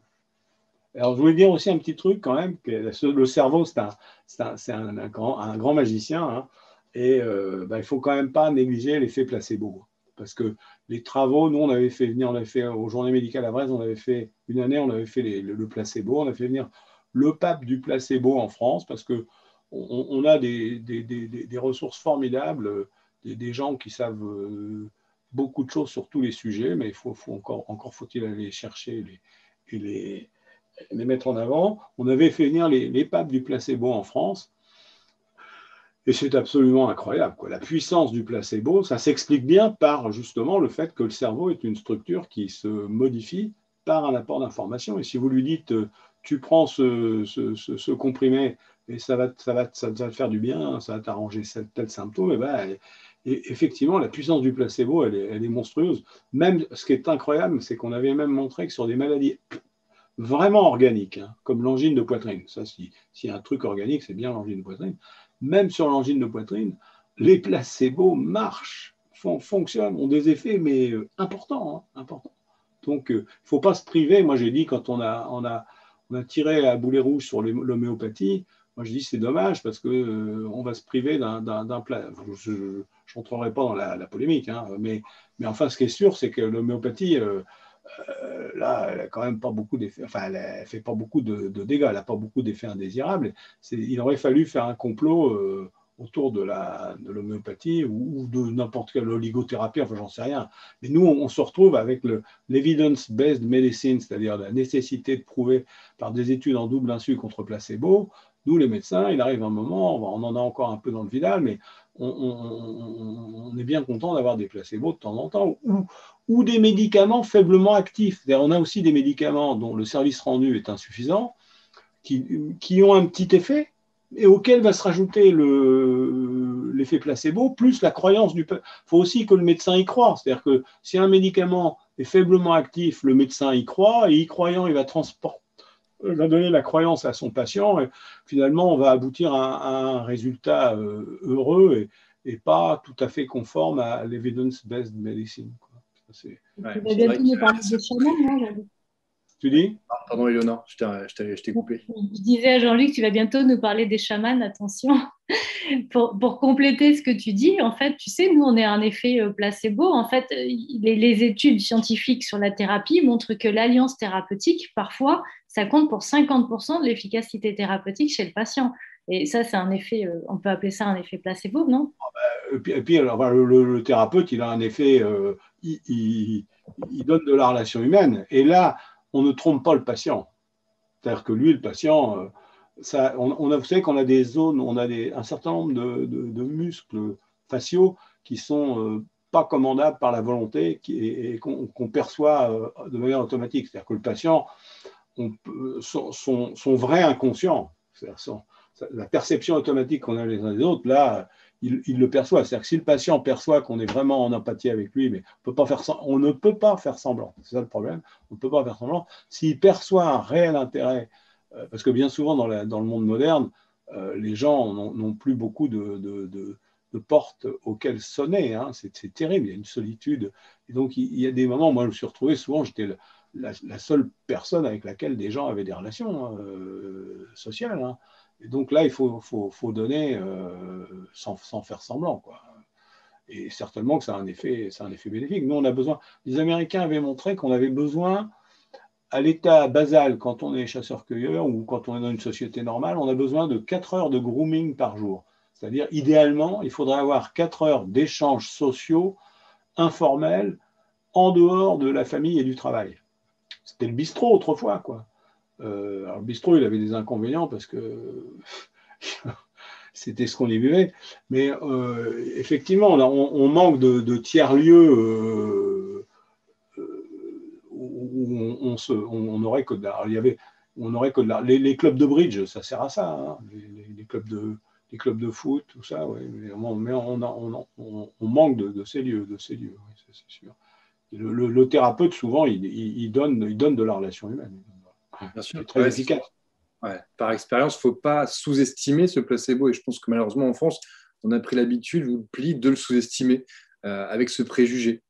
Et pour revenir à ce que Sophie disait, ce qui serait intéressant, c'est que au lycée, en terminale, quand on a les cours de philo, c'est là typiquement où on est sensibilisé à Freud. Et moi, je me rappelle quand j'étais en terminale, la prof de philo commençait à sortir donc Freud, la découverte de l'inconscient. Et à l'époque, je me disais, mais c'est quand même assez incroyable ce que ce mec avait réussi à découvrir, enfin, se faisant découvrir. Et j'avais juste pris le recul et je regardais toute la classe. Toute la classe était en train de gratter, de prendre des notes et vraiment, en gros, de prendre pour argent comptant ce que la prof disait. Et à mon sens, il y avait déjà cette absence de recul ou absence de critique, en fait. Le modèle proposé par Freud est très impressionnant et c'est vrai qu'il a été impactant et fondateur sur plein d'aspects. L'aspect, à mon sens, le plus important était de prendre en compte la souffrance morale. Et ça, c'est vraiment quelque chose où il a été très innovant et très impactant, et tant mieux. Le fait est, après tout l'aspect interprétatif sur de multiples aspects, je pense qu'il est quand même maintenant d'amener des critiques et autant si Freud est présenté dans les cours au lycée, je pense que c'est le bon moment pour aussi intégrer les bases du fonctionnement neurologique dans la même période. Il ne faut pas opposer les systèmes, il faut uniquement montrer qu'on peut mettre de la critique, que ces critiques elles soient positives et que ces données qui ont été émises dans les années 1900 elles doivent évidemment être remises à jour. J'aime bien rappeler quand même que le découvreur, enfin le premier qui a attiré l'attention sur l'inconscient, c'est Hésiode, 800 ans avant Jésus-Christ, il disait les dieux ont voulu que les hommes ignorent ce qui les fait vivre. Et il y a 2000 ans, saint Paul disait je ne fais pas ce que je voudrais et je ne fais pas ce que je voudrais et je fais ce que je ne voudrais pas. Après, on a eu, alors c'est assez marrant, il y a Proust qui disait les faits n'habitent pas les mêmes territoires que nos pensées. Et puis avant Freud, il y avait Janet qui mérite d'être découvert parce que, en fait, d'une certaine manière, Freud a pillé Janet. Hein. Le subconscient de Janet, c'est l'inconscient. Mais tout ça a été martelé. Même Nietzsche avant Freud, hein, qui avait déjà avait déjà annoncé cet inconscient, même avec le traducteur moderne, qui serait plutôt un inconscient cognitif en fait qu'un inconscient purement psychique ou une entité, une sorte de doigt freudien magique qui vient se poser sur un individu et qui serait associé à toutes les composantes émotionnelles, négatives ou liées à certaines constructions culturelles comme le complexe d'Oedipe. Le complexe d'Oedipe qui n'est pas culturellement universel. Par conséquent, est-ce qu'il était culturellement admis à l'époque? Est-ce que maintenant il doit encore l'être? Bon, alors, ouais, alors moi, je vous invite à lire ou à découvrir l'histoire de la découverte de l'inconscient par Henry F. Ellenberger, qui est un historien de la médecine qui a fait un travail extraordinaire. Voilà, l'histoire sur l'évolution de la psychiatrie, de la découverte de l'inconscient. Et c'est d'autant plus remarquable que cette personne n'était pas du tout hostile à Freud ni aux psychanalystes, pas du tout. Il était plutôt favorable aux complicités avec cette mouvance. Et il a bien montré qu'en fait, Freud n'a rien inventé. Et non seulement l'inconscient, effectivement, qui s'appelait autrement, mais même là, tout ce qui est la relation de la cure par la parole, l'exposé, tout ça. Enfin, il y a une longue histoire, en fait, d'appréhension et de toutes ces problématiques et de fait de sortir ça de toutes des problématiques religieuses et liées à la possession, la diablerie, etc. Donc, et même son obsession vis-à-vis de la sexualité était vraiment un contexte de l'époque, était particulier de l'époque, c'était même pas quelque chose qui lui était personnel. En ce qui concerne le complexe d'Oedipe, ça n'a jamais existé que dans la tête de Freud, ça n'a jamais été ni montré ni que ce soit, enfin, c'est lui un truc personnel. Et au départ, effectivement, il y a une période de sa vie, au début, c'était vraiment avant l'essor de la psychanalyse, où il a eu des intuitions par rapport au trauma, effectivement, au trauma sexuel, le fait qu'il y ait des contraintes environnementales, en fait, aussi qui puissent expliquer le mal-être, notamment des femmes qui venaient le voir. Et puis, bah, il a changé d'avis, il a mis un couvercle là-dessus pour créer quasiment une religion. Donc, il faut faire attention, parce qu'à l'époque, on a tendance encore aujourd'hui à confondre l'essor de la psychologie avec l'essor de la psychanalyse. Mais il y avait Jeannette, il y en avait d'autres, là, dont le nom m'échappe, qui ont créé la psychologie à la même époque, qui ont fini par être occultées, qui ont continué à exister en parallèle, qui ont été occultées par l'essor du freudisme. Je veux dire, la psychologie se serait beaucoup mieux portée et se serait beaucoup mieux développée s'il n'y avait jamais eu la psychanalyse. Il faut arrêter d'attribuer à Freud des choses qui n'ont fait. Alors, en fait, il n'y a rien de nouveau. Il s'est emparé d'éléments qui existaient à son époque et il en a fait quelque chose de personnel. Et même par rapport à ce qui aurait pu être un apport au départ, c'est de la perception du trauma, notamment du trauma sexuel, comme pouvant induire des souffrances, il a fini par lui faire dire le contraire, par créer de toutes pièces le complexe d'Oedipe qui, aujourd'hui encore, se retrouve devant les tribunaux et contribue à nier la parole des enfants qui vivent qui arrivent à faire tout ce chemin d'accuser les auteurs de crimes sexuels et à invalider, c'est utilisé pour dédouaner les auteurs de crimes sexuels. Donc, ouais, sachant que le complexe d'Oedipe, le concept, c'est que l'individu qui tue son père et qui après épouse sa mère n'est pas au courant qu'il tue son père et qu'il épouse sa mère. Dans la mythologie, oui, dans la mythologie. D'ailleurs, c'est pour ça que le fait de prendre le mythe d'Édipe pour expliquer la théorie égyptienne est un peu bizarre. Parce qu'effectivement, dans la mythologie, c'est comme n'importe qui. Vous êtes un enfant issu de procréation artificielle ou un enfant adopté, vous pouvez très bien avoir des relations sexuelles avec votre père. Votre mère, ça n'a rien à voir avec un inceste. Enfin, c'est un inceste biologique, mais ça n'a rien à voir avec une décision parce que personne n'est au courant de ce qui se passe. Mais non, vraiment toute la base de la psychopathologie freudienne, cette idée que tout ce qui va obérer le développement en fait, d'un enfant, c'est qu'un enfant, même un bébé, a des pulsions sexuelles incestueuses pour son parent, ses deux parents, mais notamment son parent sexe opposé. Et c'est la manière de le vivre et de le résoudre ou pas qui va obérer qui va conditionner tout son développement. Donc ça, c'est juste du fantasme criminogène en fait. Ouais. Après, il a eu cette logique circulaire implacable de dire, de toute façon, si vous critiquez mon système, c'est parce que vous êtes hostile, et par conséquent, que vous vous êtes hostile refoulez. parce que vous êtes C'est ça. névrosé. C'est ça. Non, parce que vous refoulez, donc ça veut dire que j'ai Ouais, encore plus raison. C'est la preuve que j'ai raison. ouais. C'est une sorte de logique circulaire qui est impénétrable et qui est vraiment difficilement déconstructible. Il y a certains aspects qui sont très, très importants, hein, comme je l'ai dit, mais là encore, je pense que dans l'imaginaire collectif, sociétal, psychologue, enfin faire la distinction entre un psychiatre, une psychologue, la psychanalyse, les médicaments et puis les techniques type EMDR, je pense que c'est une sorte de magma pour la population générale. Et pour eux, je pense que tout, en fait, c'est la même chose, en fait. Alors que non, en fait, ce sont vraiment beaucoup d'éléments différents, souvent qui sont complémentaires. Et il y aurait un énorme programme à réaliser uniquement de sensibiliser les gens à ces différentes techniques. Ouais, et puis, il faut faire attention dans la manière dont on peut appréhender de manière intellectuelle des propos qu'on peut contester, mais qui sont des pages d'un livre, qui sont un discours intellectualisé avec lequel, voilà, hein, et la manière dont, dans des situations sociales où il y a des personnes, des enfants notamment, ou des personnes qui sont en danger, dont certaines personnes vont s'emparer de ces théories plus ou moins digérées et qui vont s'en servir pour ne pas protéger des personnes qui ont besoin d'être protégées, ou pour dédouaner les auteurs, enfin, ou pour poursuivre, par exemple, en justice, pour enlever l'autorité parentale, pour arracher les enfants autistes ou, par exemple, ou hyperactifs à une famille, parce que si l'enfant déconne, ne se développe pas normalement, c'est à cause de la mère. Et évidemment, ces gens-là ont appris ce discours, mais sans savoir que l'origine, c'est parce que l'enfant est censé être substitut du phallus maternel, et toutes les mères sont censées être hantées par le désir de détruire le substitut du phallus, machin truc. Il y a une chose entre la manière dont on va intellectualiser un discours et la manière dont ça se traduit concrètement sur le terrain. Moi, je ne suis que réalisatrice, je ne suis pas neurologue, psychologue, quoi que ce soit, ni auxiliaire de justice, mais je suis appelée tous les jours, toutes les semaines, par des tas de gens qui sont victimes de ça, ou par des professionnels, par des étudiants en psycho, ou des psychologues, ou des éducateurs, qui me disent je travaille avec des fous, et les fous, c'est les professionnels autour d'eux qui disent mais vous savez, il faut imaginer comment ils le traduisent concrètement. Il n'y a aucune appréhension du stress post-traumatique chez l'enfant.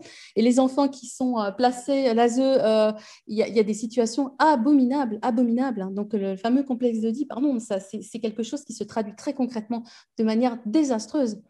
Dans l'existence des enfants qui sont déjà à la base les plus fragiles. C'est monstrueux ce qui se passe.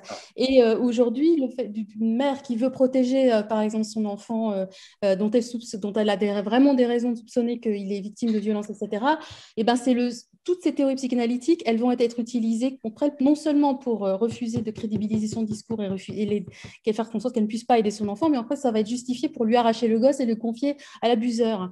C'est quelque chose c'est très concret, tout ça. Hein. On n'est pas dans des choses intellectuelles. Et les personnes qui sont formées à ces conneries, ils vont le traduire de manière extrêmement brute, simpliste, directe, sans fioriture. Et c'est catastrophique. Et concret, puisque in fine... Voilà, concret. On n'est pas dans des débats d'idées. C'est très concret, c'est dramatique. Il faut vraiment redonner ces lettres de noblesse au cerveau, à la neurologie, à la psychologie. Freud, c'est une tranche d'histoire, mais il faut vraiment remettre les choses dans leur contexte parce qu'on fait vraiment des erreurs gravissimes. Après, peut-être qu'avec le plan gouvernemental récent des 1000 premiers jours, donc qui s'écoule du 4e mois de grossesse jusqu'aux 3 ans de l'enfant, peut-être que ça va être la fenêtre ou le moment pour faire une mise à jour de tous ces concepts séculaires, en fait, qui ont déjà plus de 100 ans, et de faire une mise à jour récente, d'intégrer en effet plus que la neurologie ou la psychiatrie, c'est vraiment la dimension globale des neurosciences, et surtout pour le bien-être de l'enfant qui doit se développer. Ce serait souhaitable, c'est tout à fait souhaitable, mais encore faut-il que, comme le disait Jean-Luc tout à l'heure, que les personnes, avant qu'on démarre, que les personnes qui soient amenées à intervenir dans tous ces 1000 jours, etc., ne soient pas ceux qui ont créé le problème, en fait. À un moment donné, il faut pouvoir mettre de côté... On ne peut pas faire coïncider constamment des créationnistes et des darwiniens. Ce n'est pas possible. Il faut arrêter les compromis. Enfin, je veux dire, ce n'est pas possible. C'est pas possible. C'est vraiment intéressant ce débat. J'en profite pour les personnes qui voudraient consulter et qui nous écoutent. N'hésitez pas à demander, quand vous rencontrez un psy, qu'est-ce qu'il pratique comme thérapie et qu'est-ce que vous êtes en droit d'en attendre comme efficacité thérapeutique. Moi, souvent, je dis aux gens, mais quand vous allez voir votre chirurgien, vous lui dites, est-ce que si vous m'opérez, je suis en droit d'en attendre, de remarcher derrière, ou qu'est-ce que vous pratiquez? Si votre chirurgien il vous dit, moi je pratique des trucs comme en 1900, je vais vous faire une bonne saignée parce que moi j'y crois, et puis on verra si ça marche, vous allez partir en courant.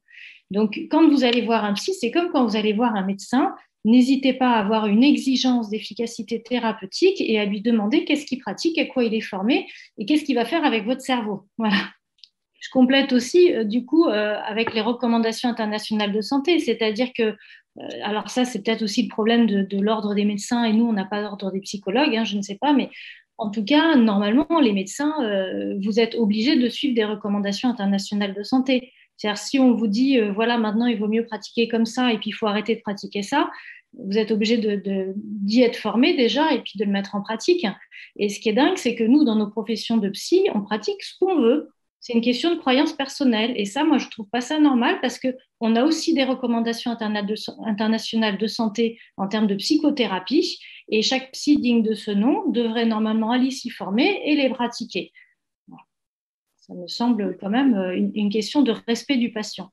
Et en plus, les psys institutionnels ont droit à un tiers-temps de formation pour lequel il n'y a aucun contrôle. Je ne sais pas si tu vois, c'est-à-dire qu'ils font 35 heures, tu retires un tiers des 35 heures dont ils font ce qu'ils veulent.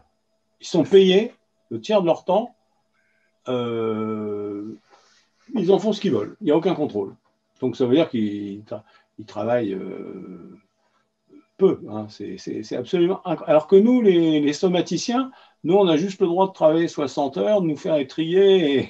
Absolument, ils ont réussi à faire un monde inversé. Mais Jean-Luc, tu en penses quoi justement de ça? Dans les services de psychiatrie classiques, tu as les psychiatres, mais tu as également cette entité qu'on appelle les médecins somaticiens. C'est-à-dire que les psychiatres ont demandé à ce qu'il y ait d'autres médecins somaticiens qui viennent pour faire la part somatique. Ce qui est quand même incroyable, c'est tout le paradoxe où la santé, c'est quand même censé être, on va dire, une dimension unique, globale, qui englobe aussi bien le bien-être physique que psychique. Et d'emblée, le fait de mettre un médecin somaticien, tu clives, tu sépares le psychique Carrément, du absolument. somatique. Et c'est parce que même au sein même de la structure, on va dire, du sanctuaire de la psychiatrie, cette dimension uniciste de la santé, du bien-être, est fracassée et clivante. Ah oui, ça c'est incroyable. Alors par contre, c'est une très bonne nouvelle, hein, pour les malades, parce que comme les psychiatres, comme les malades mentaux étaient très mal soignés au point de vue somatique, l'arrivée des, moi je l'ai vu, hein, je suis en contact avec eux, l'arrivée des somaticiens a sorti les malades mentaux d'une grande misère, hein. Ça mais effectivement, on ne peut que s'attrister de ça, hein, Alexis, parce que les psychiatres n'aurait jamais dû abandonner ce terrain-là. Non, bien sûr, c'est dommage. Un symptôme. Ouais, c'est dommage et dommageable. Puisque là encore, pour revenir sur moi, mais enfin, les patients que je suis amené à voir, il y a des patients, on va dire, qui ont vraiment des maladies neurologiques qui s'expriment par des symptômes psychiatriques. Et c'est vrai que par argument de fréquence, c'est sûr qu'il doit y en avoir dans les centres hospitaliers psychiatriques. Et donc, c'est quand même, on a l'impression, une perte, pas forcément de chance, le diagnostic sera fait, mais sûrement une perte de temps, en fait. Et le fait que dans leur maquette d'internat, si les internes de psychiatrie pouvaient passer faire 6 mois dans un service de neurologie, ils seraient d'autant plus sensibilisés à ces éléments et par conséquent, la prise en charge serait que plus globale, plus exhaustive et meilleure. Ah bah, ils ont quand même fait, avant d'embrasser la psychiatrie, ils ont quand même fait 10 ans de médecine, hein. On peut espérer qu'ils ne sont pas seulement allés aux soirées de l'internat, hein. Non, après, c'est tout l'effet de corps, j'ai envie de dire, de leur maquette de psychiatrie. Ça montre le dualisme, l'effet, l'idéologie en fait, qui sous-tend leur abord de la maladie mentale. Et c'est ça qui est grave. Ouais, après, c'est compliqué, il ne faut pas faire de généralité. Il y a sûrement des effets de centres dans lesquels ils sont amenés à faire leur formation. On a quand même l'impression que les jeunes psychiatres, ils sont très sensibilisés aux examens complémentaires, aux IRM, aux fonctions lombaires, à la définition de biomarqueurs, de maladies, de syndrome démentiel notamment. C'est en train d'évoluer. Même la psychiatrie est en train de se sectoriser également entre la pédopsychiatrie, entre la psychiatrie adulte et puis la gérontopsychiatrie. C'est vrai que autant la pédopsychiatrie et la gérontopsychiatrie commencent à avoir des entités clairement définies comme des atteintes génétiques, des troubles chromosomiques qui sont responsables de syndrome malformatif et de différentes pathologies psychiatriques. Et puis en gérontopsychiatrie, des syndromes démentiels, par exemple des variants des présentations cliniques atypiques d'une maladie d'Alzheimer ou d'une maladie de Parkinson qui peuvent en premier lieu, avant que les symptômes typiques apparaissent, se manifester par des modifications du comportement, par une apathie, par des syndromes dépressifs ou même par des phénomènes hallucinatoires. Donc on a l'impression que les deux bouts de la vie commencent à être plus médicalisés. Il reste la problématique de la période de la vie d'adulte. Tout à fait. Et au cours des projections, des projections de mes films dans toute la France, j'ai rencontré un grand nombre de psychiatres. Et un jour, il y avait un psychiatre nous avait appris quelque chose, c'est que dans les années 70, il y a eu une petite fenêtre, une courte fenêtre dans les années 60-70, où il y avait des dérogations et on avait la possibilité de devenir psychiatre sans avoir fait des études de médecine, sans être médecin diplômé. Et que c'est arrivé pendant quelques années, il y a eu une fenêtre comme ça et qui s'est rompue. J'ai pas eu d'éléments de preuve de ce qu'il disait, mais lui-même était psychiatre et se faisait référence à une particularité française historique. Et ce qui m'a frappé, c'est que, bon, évidemment, ça c'est la psychiatrie psychanalytique, hein, évidemment, comme vous dites, les jeunes sont formés différemment, ça évolue quand même beaucoup sur le terrain. Bon, ça dépend où, hein, mais ça évolue. Mais il y a vraiment un dualisme énorme, un dualisme phénoménal. J'ai filmé une quantité de psychanalystes et ils avaient un discours unilatéralement hostile à la psychiatrie, mais vraiment parfois violemment hostile à la demande sociale de soins, à la demande sociale de la part du patient et de la part de l'institution psychiatrique qui était vraiment, oui, tous les mots, enfin, c'était le diable, c'était l'enfer, mais vraiment de manière très, très récurrente. Et au début, j'étais un peu naïve et je m'adressais d'abord à des psychanalystes, à des auteurs, donc je n'ai pas forcément tout googlisé et je me suis rendu compte qu'après coup, que tous, soit une grande partie étaient eux-mêmes psychiatres, et s'ils étaient psychologues, ils avaient de toute façon, en tant que psychiatre ou psychologue, ils avaient tous exercé en institution à un moment donné, ils continuaient à exercer en institution, ou ils avaient, à un moment de leur parcours, exercé en institution. Et ces gens-là avaient un discours violemment hostile à la psychiatrie. C'est quelque chose d'assez perturbant et ça traduit, je pense, ce clivage entre justement le somatique, la biologie, l'unicité. Et c'est la volonté de conserver une posture idéologique dualiste clivante contre le réel, en fait. Pour moi, c'était ce rejet de la psychiatrie, c'est le rejet du réel, de la réalité, en fait. Ouais, ouais, bien sûr, qui est authentiquement dommageable, dans le sens, je pense que l'ensemble de la communauté médicale ou paramédicale, avec les psychologues, ont à cœur de prendre en charge le patient de façon la plus large et exhaustive qui soit. Si certains psychiatres mettent des murs autour des patients pour pas que des gens qui ont d'autres abords et d'autres compétences complémentaires aux leurs puissent aider à améliorer le patient, on ne s'en sortira pas. Et ça, on l'améliorera uniquement en construisant des ponts, en fait. Ouais. Tout à fait. Moi, est-ce que... Pour venir étant le plus vieux, j'ai quand même connu le monde d'avant et je suis à peu près sûr qu'il y avait moins de souffrance. Non, mais on a des marqueurs. Hein, oui. Il y avait moins de souffrance mentale du temps où la société était traditionnelle. Il y avait déjà une chose, c'est que tout le monde avait du boulot. Parce que le travail, le fait d'appartenir à un groupe et de savoir que l'on donne au groupe, que on est un élément, on est un rouage dans une grande machine. Le fait d'être exclu de la machine, de recevoir, dans la société actuelle, on a à manger, on est logé, on a des vêtements, on est distrait, on a des loisirs, même si on est chômeur. Et c'est une source de souffrance, parce que les gens,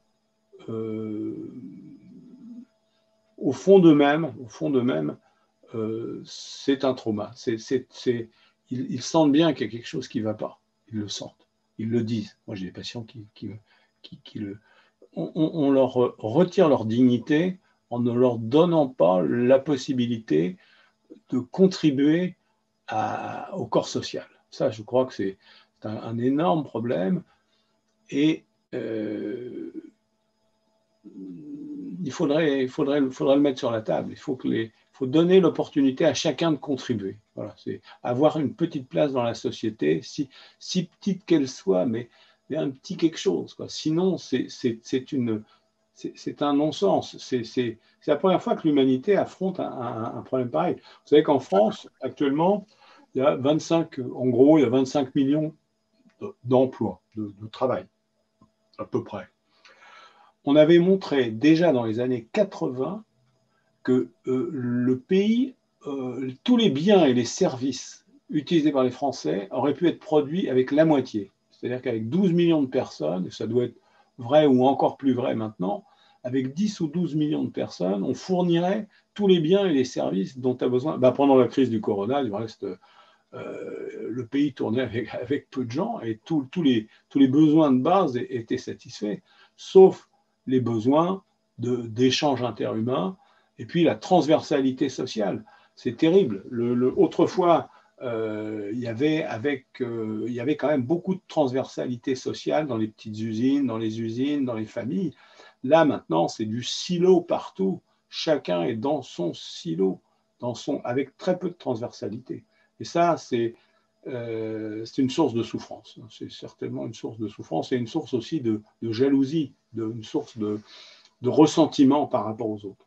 Je crois que c'est une source de souffrance psychique. Tout ce cocktail que j'évoque et que tout le monde connaît, et que tout le monde, quand on en parle avec Pierre-Paul Jacques, tout le monde en convient. C'est intéressant, Jean-Luc, c'est un petit peu l'image. On entend beaucoup parler du burn-out, des gens qui sont totalement, qui explosent en plein vol, en fait, parce qu'ils font tellement de choses en plein temps, qui rajoutent une charge mentale énorme, qu'ils en perdent leur repère. Et à contrario, également, il y a le bore-out. Et là, en fait, c'est le fait juste de s'ennuyer, le fait de se sentir un peu inutile. Et c'est vrai que, on va dire, des opposés, en quelque sorte, vont se réunir sur cette composante de souffrance morale. Et je pense qu'il y a même une sorte de parallélisme de l'individu que l'on peut retranscrire sur le fonctionnement de la société en général avec ce que tu décris. Ouais, c'est intéressant ce que vous dites parce qu'en fait, par exemple, le mot yoga, ça veut dire uni, ça veut dire un. Et dans toutes les spiritualités, on s'aperçoit qu'en fait, on cherche à se réunir, à être en interdépendance. Et d'ailleurs, on a vu avec Darwin que c'est pas celui qui est le plus fort qui réussit le mieux. En fait, ça avait été mal interprété. C'est celui qui coopère le mieux qui est le plus adapté et qui survit le mieux.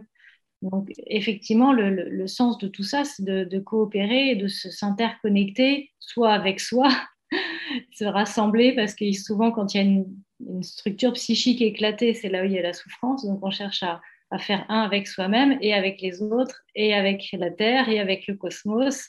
Et ça fait lien avec Hubert Reeves que je réécoutais hier et qui disait que le cerveau, en fait, c'est ce qu'on observe de plus évolué aujourd'hui, si on prend tout confondu, c'est le cerveau qui est l'organe le plus évolué qu'on peut trouver dans la nature. Donc c'est quand même assez incroyable. On a la chance de parler de cet organe complexe et merveilleux et presque magique. Voilà. Il y a des calculs spécieux qui montrent que si on regarde tous les chemins que l'influx nerveux peut prendre dans le cerveau, c'est un calcul de coin de table, juste pour donner à penser, hein, les réseaux neuronaux représentent la possibilité des possibilités de circulation supérieures au nombre de particules contenues dans l'univers connu. Alors, on n'a pas dit non plus que les courbes de consommation de psychotropes et puis de thérapies validées, de praticiens qui pratiquent des thérapies validées, les courbes en fait se rejoignent et on a parfois l'impression qu'on prescrit parce qu'on ne sait pas soigner les gens autrement. Voilà. Donc ça nous semblait important de faire un sujet pour faire part de nos réflexions, donner peut-être quelques éléments des personnes qui souhaiteraient aller consulter ou qui peut-être se désespèrent aussi avec leurs symptômes, que finalement il y a beaucoup plus de solutions peut-être que vous ne pensez ou qu'on vous a dites. Sûr, pour rebondir, je te rejoins tout à fait, Éléonore, et c'est sûr que la France reste le plus gros pays au monde, consommateur, donc producteur de consommation de psychotropes. Là encore, il n'y a pas que les médicaments dans la vie. Le médicament, le psychotrope, que ce soit un anxiolytique ou un traitement antidépresseur, ça doit rester une béquille sur une période de temps donnée. Et là encore, il faut vraiment être pleinement conscient qu'il y a des mesures complémentaires pour améliorer, pour consolider son équilibre psychologique. Et ça, en effet, c'est toute votre place, tout votre rôle de vous faire connaître également, et puis de faire connaître les techniques que vous pratiquez et qui, à mon sens, ne sont pas assez connues ou reconnues dans la société. Bon, en tout cas, un grand merci, vraiment. Je suis ravie qu'on ait pu échanger sur ce thème. J'espère qu'il y aura d'autres labs